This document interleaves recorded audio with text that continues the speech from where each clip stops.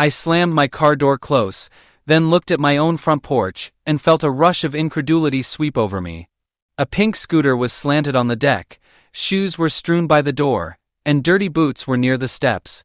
A stroller was sloppily leaned against the rail as though someone else lived here, other than myself. My excursion was cut short when I had driven 14 hours straight from Arizona and discovered the front door wide open. Like an odd welcome mat, the aroma of roast chicken permeated the air, and the sound of a dog howling inside. Not my pet dog. Laughing erupted from the home, clearly audible dish clattering. Approaching slowly and peering through the glass, I spotted Karen. Sitting at my dining table in one of my flannel shirts, she seemed to be claiming ownership. Barefoot, her husband Tom was in my kitchen drinking from a green mug set I recognized all too well, the one I had bought at Walmart. 2 children were playing on my wooden flooring, sprinting about the house in their socks. My hands shook with perplexity and rage. Rising forward, I pushed the door open. It struck the wall with force. Head whipped by Karen. Her eyes opened as though she had just seen a ghost. She gasped, getting up too fast, and said, "Oh my God! This is where you are working?" No more could I hold it back. "Here, what am I doing?" I cried loudly. "My house is this one. For what reason are you here?" She became white and started looking for her phone, shouted, "You're trespassing." "I'm dialing 911. She then called the cops exactly like that. Of me, the legal proprietor of my own ranch. Let us now momentarily turn back. How had we arrived at this point? How did Karen, a HOA president from across the stream, find herself phoning the police on me, the legitimate heir of a 40-acre property inherited from my father? All of it began years ago. Hello, I am 45-year-old widower former Army medic Jacob Walker. Since then, it's just me, my dogs, and the land my father left me. Stone Pine Ridge in Colorado, around 1 hour from town, 6 years ago. Although not fancy, it is home. I belong nowhere to any HOA. Actually, this region lacked one until McKinley Estates chose to establish one across the creek. These were the kind of individuals that fretted about laws about everything, mailbox colors and speed bumps. Things were good originally. That was just before Karen arrived. The HOA president with short blonde hair and sunglasses always positioned on her head like a crown is Karen Simons. She never respected limitations, although she lived across the creek. It began with little grievances, notes about my overgrown lawn, and the unsightly barn implements left on the porch. Then, she started walking her dog across my acreage, as though it were a public park. I dismissed it. After all, she had no legal authority over my land, and I wasn't part of her HOA. Soon afterward, though, the letters arrived, actually harassment. Every time I threw them out. But things changed when I visited Arizona to assist my relative following surgery. Not sure Karen was already plotting her next action, I boarded the windows, turned off the water, and left the security cameras running. Something seemed strange on my way back. The sensation persisted, so I left early and drove right through the evening. When I at last made it to my property, Karen, sitting in my house as she owned the property, I was not at all sure. Let us return, though, to that front porch. Still on the phone with 911, Karen Paste told them. There's a dangerous man here, claiming to own the place. He is yelling at my kids. Not even had I spoken out. Tom, her husband, moved forward, shielding the children like a guardian as though I were a hazard. I remained composed. You broke into my house, I responded, attempting to keep my cool. This is my country. You are invading someone's territory. You're pilfering. Karen's eyes glowed with resentment. The HOA thought the land was abandoned since you were gone. We took it over, she said sharply. I nearly started to chuckle. You cannot decide that on your own. Your territory is not this one. As if they were moving in, she hurried off and instructed her husband to pack jewels and photographs. Gemstones? Pictures? That's when the stomach drop hit. I was not only handling a squatter. Karen and her family now lived here. In my own house, they had utterly replaced me. Karen glanced haughtily as the distant sirens got louder. Look like help is on its way, she remarked. Not because of anxiety, but rather because I wanted the cops to view me as cool under pressure. I stepped outdoors. Losing my temper was last thing I needed. At last the patrol car rolled up, and 2 officers emerged, hands on their belts. One of them cried, "Sir, step away from the property." It dawned on me at that point they might perhaps believe her. "Sir, step away from the property," the officer said, his hand perilously near his holstered weapon. Trying to keep my voice steady, I lifted both hands. "This is my house," I responded coolly.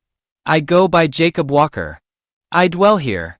It is they that broke in." Tears now filling her, Karen hurried down the steps. She grabbed one of the cops' arms and said, "Officers, thank God you're here." This man drove his way onto our land. My children were terrified by him. The blinking, I tried to remain focused. "My property?" I asked, said, "Ma'am, this is my territory." Shorter cop turned to face her. "Kindly take your kids inside. We will talk with the individual here." I stayed grounded. "I possess ID. And I am the deed writer for this house. You can review the county files." The cop nodded after looking over me. "Show me your ID straightforwardly." I turned it over and kept a steady voice. "Karen Simons does not live here. From McKinley Estates is her hometown. This property never has been part of their HOA, and neither is now." Glancing at Karen, the officer turned back toward me and said, "Well, she's lying." 10 minutes of quiet tension passed before the officer came back. His tone had shifted. He delivered my ID and stated, "Mr. Walker, we looked over the records. You correct yourself. The owner of record is you. The release that came over me was fleeting." The policeman said, "But Karen is still making some claims," before I could even unwind. I stood there, incredulity narrowing my eyes. "That doesn't explain how they got inside with keys," I added, sounding perplexed. The officer arched an eyebrow. "What do you mean keys?" "The locks matched their keys and no evidence of forced access." My brain flew, trying to make sense of it. Karen obtained keys in what way? It could not be feasible. Oh, no way. My pulse racing, I shot to the garage. The side lock had undergone modification. My extra lockbox vanished. I hurried toward the rear to inspect the cellar door, also changed. She had taken in place my locks. Under my breath, I mumbled, "Unbelievable." Karen was standing by the doorway, a folder in hand, by the time I returned to the cops. She gave the shorter cop it with a smug grin. She replied as if she had achieved some success. "These are our temporary occupancy papers from the McKinley HOA board. We filed them last week according to emergency relocation rules." "That's not legal," I said quickly. "Not here, not anywhere in Colorado. HOA paperwork does not override property deeds." The cops went over the paperwork. "We'll have to get county legal involved," one mumbled. I wasn't pulling back. "This is unofficial," I responded with great conviction. "She changed my locks, replaced my stuff, squatted in my house while I was out of town." Karen's grin wavered and her voice became defensive. "You went for over a week. No lights, no activity. The property looked abandoned. The HOA had the right to intervene." "You're not a government agency," I yelled. "You cannot merely claim property like that. People abandon homes all the time." "I did not abandon anything." Trying to defuse the matter, the police moved between us. The taller officer advised, "Let's all calm down," then turned to me and asked, "Mr. Walker, do you have proof of recent residence? Utility bills, camera footage?" I reached for my phone. Before I departed, I turned off the Wi-Fi, but the motion alerts before that would have timestamps. I started the app and looked about. I froze thereafter. The feed of the camera vanished. The logs had been cleaned absolutely. I looked at the blank screen and my hands shook. Karen turned off or wrecked my security system. This was not a mistake only. It was planned ahead. She had planned every step of it and wanted this ground. I went back to face the cops. "I have no camera footage anymore," I stated gently. "But I can get Daryl on the phone. He checks in on the place. He will back me up." The police nodded back to me. I dialed the number and it went straight to voicemail. Go ahead and call him. Daryl still belonged out of state. My backup was gone. Karen? She exuded an air of already winning. Tom came out of the house clutching boxes. He said to her, Let's just get what we can. Karen shot back, No. We stay until we're removed. That's the rule. The rule. I started to lose tolerance. What rule? The cops looked at one another nervously. We're not the judge and jury here, remarked the taller one. But given what we have seen, Mr. Walker, we advise filing for emergency removal through the court. You cannot force them out today. What do you mean? I yelled. You are saying I cannot enter my own house? The cop said, It's a civil matter now. You need an order. Should we remove them and a judge says otherwise, it could come back on us. Unbelievable. Karen smiled, and it was like seeing a burglar vanish under wide daylight. I was locked out of my own house. I lied, squatted, and now the cops were handling it as just another argument. Karen's daughter, barely 7 or 8, peeped out from behind the door and waved at me. Hi, Mr. Walker. Mommy says this is our new vacation home. Karen said smugly from the doorway. Don't worry, Mr. Walker. You'll get your day in court. My heart stiffened. I turned away, vision fuzzy and hands shaky.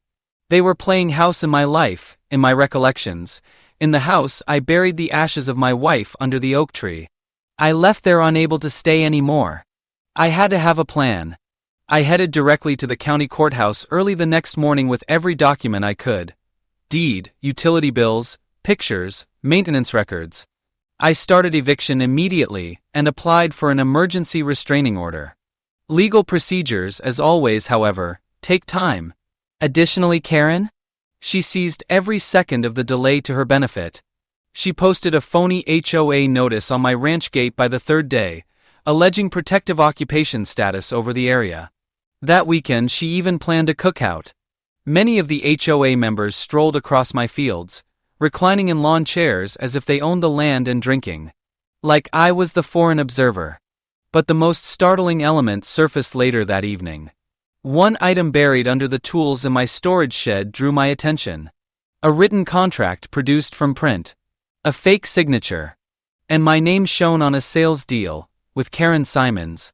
Frozen, I stood there with a crumpled piece of paper in hand. Typed on cheap paper, a purchase agreement showing me, Jacob Walker, had sold Karen Simons my entire 40-acre ranch for $20,000. $20,000 for ground valued more than $750,000. And there at the bottom was my created signature. I didn't sign it. My abdomen turned over. This was not only a disagreement now. This far, Karen had taken it. A false agreement. A created document. I grabbed my phone and shot pictures from every side. Locking the shed door behind me, I gently put the paper back into position. What I had just found weighed like a ton of bricks. Karen was creating a fictitious paper trail, and she may have gotten away with it if I hadn't cut off her Arizona trip. Though I felt the wrath rising inside me, I was not going to lose control. No, I intended to rebel backwise. I lost no time the next morning. I drove right to Linda McKenzie, my attorney. Sharp as a tack and tough as nails, she had assisted me with a border issue 5 years ago and maintained her number ever since. Her face darkened when she looked over the pictures and the false selling agreement. My gut turned as Linda continued. She's not just squatting. She's trying to rewrite history. I said. Can she get away with this? Linda answered. She can try. But she'll regret it. This isn't just a civil case, it's criminal fraud and forgery, maybe even attempted identity theft. I nodded while clutching the arms of my chair. Good. I wish she were out. Linda had entered a motion for emergency injunctive relief before the day was up. She also reported the forgery and breaking in and entering to the sheriff's department. Still, that would not stop me. I was not going to sit about waiting. I parked across the road that evening and watched my ranch silently. Every room was lit in flickering fashion. From the porch, the sound of laughter rang. Right in my backyard, Karen and her family were bonfire building. And there, next to the fire, was the 6-year-unused wooden rocking chair of my late wife. But Karen dared to sit in it. I snapped something inside of me. Wheels spinning in the dirt, I started the truck and pushed myself to leave. Though it was not time to go full tilt yet, things deteriorated the next day. I ran across the owner, Dave, at the town feed store. My heart fell as he replied, "Hey Jake," gently. "Heard you sold the ranch." "Which?" "Karen Simons was in here yesterday. Bought some chicken feed," said she, and her husband closed on the place, "and you signed it over." Freeze. "Dave, she is lying." His eyebrows went upward. "She said she had the deed, she forged it." My blood stopped cold. Dave said, "I've already filed charges. You need anything, just let me know." Word was getting around. By her lies, Karen was contaminating the entire community. Some were not purchasing it though. My neighbor Miss Ellie from down the slope showed up later that day at the courthouse. "I don't trust that woman." She handed me a thumb drive. "I watched her moving your stuff." As I watched the footage Linda lit upon her, my heart surged. She added, "This is huge. It shows her moving property illegally. More evidence for the judge." Karen, though, was not backing down. When I saw a Channel 7 news piece, my eyes went blank. "Neighborhood hero rescues abandoned ranch, faces legal dispute with mysterious owner," the reporter stated. Karen was the rescuer. She was crafting the tale, giving it the impression that I had left the premises. As the program concluded with her grinning, stating, "We just want what's best for the community," my blood boiled. I tossed the remote on the floor. The judge scheduled a court hearing at the end of the week, formally prohibiting Karen from selling, leasing, or changing the land. She was not about to let it go that readily, though. 2 nights later, she went vanished. When I drove by the ranch that morning, the home was absolutely empty. No signs of activity, no lights, no vehicles. I picked Linda on the line. She hesitated. "Be careful, don't go inside yet." She said, "She's gone." Still, I had to view the damage. I smelled decay right away as soon as I entered. Everywhere there was trash, moldy crockery, broken picture frames. She had taken everything of worth and left the house naked. My camera equipment was dumped in the toilet, and my grandfather's shotgun vanished. They carried everything they possibly have. But what in my bedroom made me gasp? It was not only about property now. On the mirror in bold red lipstick letters was a disturbing message. "You shouldn't have come back." Karen had gone to declare war. I heard tires on gravel just as I was ready to phone the sheriff. My blood froze when I peeped out the curtain. Karen had an SUV, then 2 more vehicles. She hadn't vanished. No, she had gone to get more troops. Karen and her group left. Her husband, a man in a suit, and 2 men sporting black jackets labeled HOA Compliance Officer, removed fresh sets of papers from her folder and marched toward my door. I waited this time not for her to knock. I unlocked the door and started outside. Karen brandished the papers before me, grinning broadly. "Jacob, I'm placing you under community compliance violation," she said. "We reissued ownership under emergency HOA redevelopment codes. You're trespassing right now." My heart thumping, I fixed her eyes. My voice steady. "You better call 911 again." "Oh, I plan to," she said, looking very delighted as she dialed 911. The HOA officials behind her were grinning smugly and waited for me to beg. But I didn't flinch. Pulling out my phone, hit record, asked, "Say that again." "You're calling 911 to report the owner of this ranch for trespassing." Karen blinked, then turned away, her face a mask of apathy. "I have no need of explaining anything to you," she scoffed. "The HOA has authority now." The dubious attorney she had hired stood forward with tight posture. "You're on land that's currently under civil dispute, sir. You've been warned. I'm advising my client not to say another word." I stayed cool and spoke steadily. "Funny," I answered. "That makes you and your client part of a criminal case. I just got off the phone with my attorney too. She's already filed criminal charges for fraud and forgery." The attorney halted. Karen looked at him, flitting about. She grumbled, "He's bluffing." I started to lift my phone.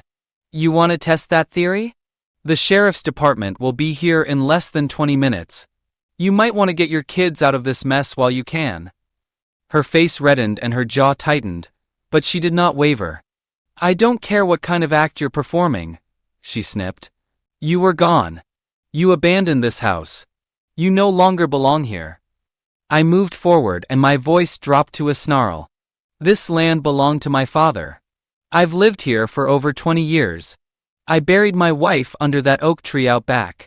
If you think I'm walking away because you and your fake HOA army faked some papers and had a barbecue on my lawn, you have another thing coming. I heard the sirens at that point as well. Lights ablaze, a sheriff's truck and 2 deputies rolled up the dusty road.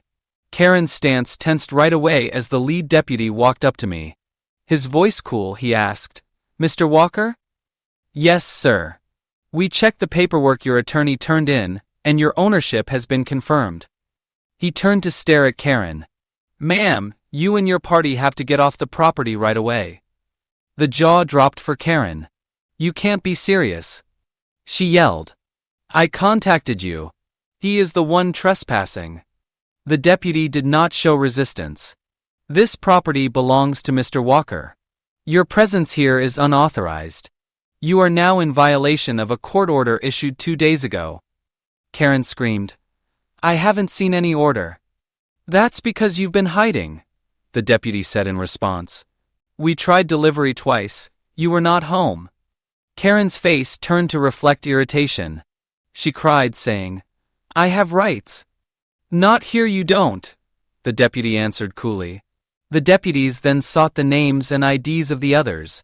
2 local lads Karen had paid to dress official, and wear coats revealed out to be the 2 so-called HOA compliance inspectors. Clearly disturbed, one of them said, "I thought this was legit." I stood still there. I wanted to yell. Though I wanted to yell from top of the barn, I refrained. I witnessed Karen's empire fall apart. The deputies advised her to show up for questioning on the falsified paperwork at the station. Her attorney tried to be grand, but his voice got quieter every minute. Children of Karen sat in the rear of her SUV, fixated on me through the glass. I did not get happiness. I became worn out. I waited on my porch letting the quiet settle in, when they at last went with sheriff car in tow. Still, it was not too long. Not 3 hours went by before Linda sent me an SMS. "Be careful. Karen's lawyer is claiming she bought the property from a man posing as you now she's blaming him for the fake paperwork. The sheriff just called." I didn't answer. I instead turned around and left. I required air. I noticed something that caused my chest to constrict as I passed the old oak tree, the one where my wife rested. Close to the little memorial marker I had set for her, a new area of disturbed ground. Curious, I dropped down, heart beating. I drew at the plastic corner projecting from the ground. It belonged to a storage bag. Inside, dozens of letters, each one penned in my handwriting, but they were not mine. Letters of love. Made ones. Placed on the tomb of my wife.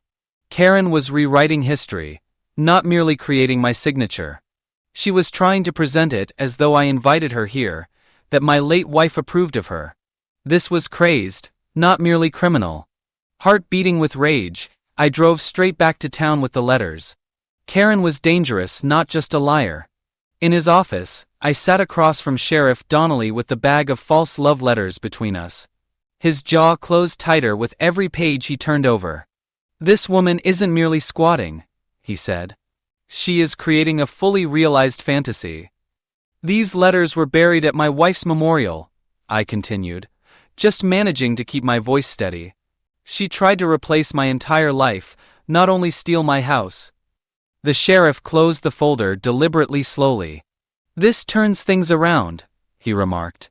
"We're adding emotional stress, evidence tampering, and identity fabrication to the complaint. I'll have a deputy secure your ranch tonight, just in case she tries something else." Though I nodded, I felt no relief. I was not only handling a Karen. I was handling a narcissistic manipulator, without regard to boundaries. Later that evening Linda gave me a call. "I have been researching Karen's background," she said. She's done this before. Back in Utah. Different town. There's a sealed court case, but from what I gathered, she tried to claim property rights over a disabled man's mobile home after acting as his caretaker. She claimed he gifted it to her, but the judge threw it out. No charges. Not enough evidence. My fingertips tightened their hold on the phone. She's been doing this for years. You're the biggest prize she's ever gone after, Linda said. I got home that evening and discovered deputies posted close to the gate. As I went by, they nodded to me. The house was silent, chilly, gloomy. Half hoping someone would leap out of the shadows, I flicked on one light at a time. I stayed awake rather than sleeping. Staying on the couch, I listened to every creak and whistle outside from shotgun across my lap. I spotted headlights on the far road about 2:30 a.m. I left and peered through my binoculars outdoors. Karen's SUV was not what she was driving, a moving truck instead. Engine idling, they parked across the road for around 15 minutes before turning it off. Nobody surfaced. I reported the car and got the deputies online. They came silently, but by the time they got to the location the truck had vanished, like ghosts. New tire tracks caught my eye close to my rear fence. Whatever it was, they had approached more closely than I had imagined. 2 days later I was called to the court for the official hearing. Karen was present, but this time she and a brand new, somewhat ugly public defender. Lost was the polished Karen I knew. Her clothes crumpled, her hair was frizzy, and the confident smile vanished entirely. Linda arranged every bit of the proof. Copies of HOA notifications with no legal standing, the fake letters, pictures of my destroyed cameras, Ellie's footage of Karen driving my tractor, screenshots of Karen's text to a neighbor saying the house was hers, and copied sale documents. Karen claimed she had been duped into believing she owned the property by a man posing as Jacob Walker, who supposed to be me. She remarked, pointing to the phony love letters. I really believed he loved me. The courtroom went silent, even the judge's countenance turned incredulous. I've never met this woman outside of HOA meetings, I said, rather forcefully and precisely. She created every single page of this.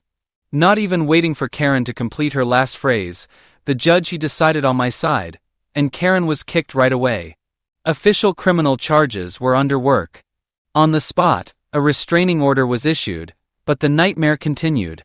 That evening when I got home, something seemed strange. There was an open rear door. I went softly, shotgun in hand. Inside, once more someone had broken in. This time though, they did not pilfer any. They devastated it. Furniture was ripped apart. Red. Statements like, "You lied and we were family," sprayed on the walls. Kept in a zippered bag in the closet, my wife's wedding dress had been dragged out, destroyed, and fastened to the wall using a knife through the chest. I bent down on my knees. This amounted to hate. This became obsessions. Within 20 minutes the sheriff showed up and snapped additional pictures. Karen signed in that evening at a nearby women's shelter, therefore attesting to an alibi. They were unsure, nevertheless, about her length of presence prior to lodging in. Sheriff Donnelly launched a hunt for any associates who might have assisted her. Then it struck me. The moving truck. I tell the sheriff, someone else is working with her, I said. She cannot accomplish all this by herself. I again went frame by frame over Ellie's camera footage the following day. I saw it at that point. A man I had not seen before, bearded and sporting sunglasses, was laughing like family while carrying Karen's daughter during the bogus HOA cookout. He never spoke during the confrontation, but today I remembered.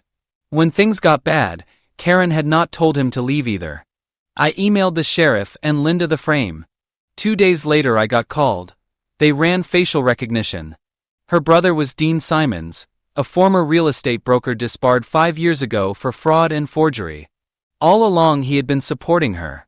That evening, boots sinking into the ground, I strolled the land once more carrying a flashlight. Benevolent beyond the barn, close to the tree line, I discovered a little clearing not there before.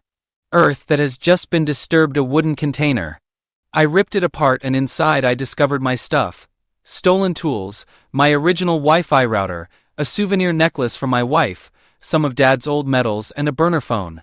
The team of the sheriff seized the phone under evidence. Their discovery inside caused my blood to run cold. Several dozen voice recordings. Karen's vocals. Dean speaks. They were planning what to say to the news, how to move in, how to make the elderly man seem mad should he return. That evening, I stared out at the black horizon from the porch. I had the truth, while they wanted me gone. And right now I had evidence. I arrived at Sheriff Donnelly's office early the next morning, carrying a subdued type of wrath burning in my chest. As I arrived, he was already going over the burner phone recordings. Sliding a file across the desk toward me, he added, "I don't even know where to start. We have enough here to charge Karen and her brother Dean with conspiracy to commit fraud, forgery, burglary, property theft, and more, probably a dozen counts." Opening the file, I went over the recorded typed transcripts. "Just make it look like he invited you guys, like that lonely widower," Dean said. Karen said, "We'll throw a community event. They can't prove otherwise. The cops will pull back if the neighbors think I am the owner. Time will help us to turn the story around." I started to grind my teeth. "I demand her to be arrested." We issued a warrant for both Karen and Dean. Their last known location was that women's shelter, and an Airbnb Dean had been renting under a fake name. "They're on the run now," Donnelly told me. I said, "Unbelievable. They wanted to destroy everything connected to my house, not just own house." Sheriff Donnelly glanced at me with eyes full of something like sympathy. "That woman built a whole new one, not merely crossed the line." By that evening, word leaked out. Even Channel 7, the same news outlet that once hailed Karen for saving the ranch, ran a correction and followed up with a headline that finally told the truth. "Local man targeted in forgery scheme, HOA involvement under investigation." The local paper printed an exposé titled, "HOA President and Brother Wanted for Elaborate Ranch Scam." I tried to halt the remarks. Some still believed her. They said maybe I signed it over and felt bad about it. Most finally, though, saw what I had been saying all along. Repairing what I could, I replaced the locks, cleaned every wall, burned the spray-painted curtains, and even fixed the barn Dean had obviously been squatting from. Still, something did not feel right. Like they left behind a shadow. Miss Ellie stopped one morning bearing a hug and a basket of muffins. "I sensed something was wrong about that woman," she stated. "Always saw that 'I'm better than you' look in her eyes." I groaned. Yes, well, she nearly pulled it off. Ellie fixed me dead in the eye. She did not, however.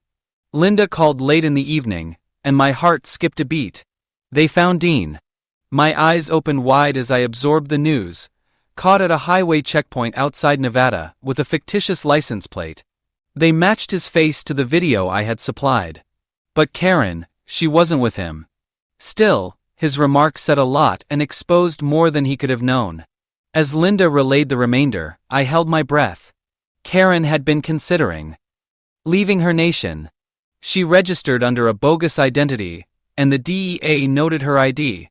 She booked a plane now. A federal warrant for her arrest was in hand. I slanted back and rested my hand on my forehead. She's really going down for this, isn't she? Though quiet, Linda's voice was steady. Yes, Jacob. And I'd want to make sure the court hears every single detail, every letter, every recording, every lie. You did everything right. I felt nothing like a hero. I basically felt fatigued. For the first time in weeks, that evening I at last fell asleep in my own bed. Outside the windows the crickets hummed while the wind shook them. Until the phone rang, it nearly felt serene. It beyond 11 o'clock. The caller ID displayed, unknown. I responded, then heard her voice a little time after. You don't know me, Jacob. You think you've won. My stomach twisted. Karen. Her voice was boiling with resentment. You took everything from me, growled. This isn't about the ranch, it's about respect and I will get it. The line died before I could say anything. I went right away to call Sheriff Donnelly. He counted the numbers. It was a burner phone bought outside Fort Collins from a petrol station. She remained close, currently observing. The sheriff informed me the federal government tracked all surrounding exits and state routes and promised more patrols.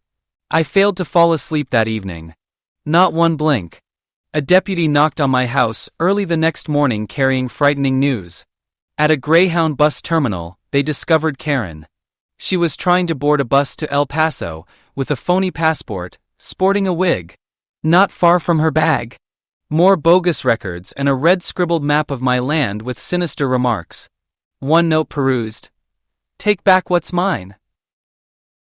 I sat down deliberately, trying to absorb everything. Officially arrested, denied bail, and taken under federal prison for fraud, forgery, and country escape attempts was Karen Simons. Dean Simons consented to testify against her, and entered a plea bargain. 1 month later, Linda and Miss Ellie accompanied me as I sat in the courtroom first row. For the first time in the whole story, Karen stood there bound and mute. Not even one speech. None of tears. Just frigid stillness while the court sentenced her to 12 years in state prison. I felt not delight or retribution as I left the courtroom. I felt calm. The tempest passed. Walking the boundary of the property, the fresh air filled my lungs as I got back. Pine and rain smelled strongly, and I stopped by my wife's oak tree, unharmed since that awful night. I said, kneeling down, "I told you I'd protect it." I had lived up to my pledge. Still owned by me was the ranch. The next several months saw the reconstruction of the life I nearly lost. I assisted a nearby nonprofit in veterans getting land ownership. I could not allow someone else suffer the way I nearly did. This narrative covered more ground than simply myself. It was about sticking to your values even if everything is online. It was about how terrible does not necessarily come with a gun. It carries documentation, and occasionally sports a smile. It was about never giving up, even if someone tries to wipe your name from your own life. Once more the ranch came alive. Spring turned the hills a shade of green. The porch was reconstructed, stronger than it had been.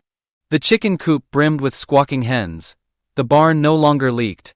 Most importantly, though, is equilibrium. Karen spent her days behind jail.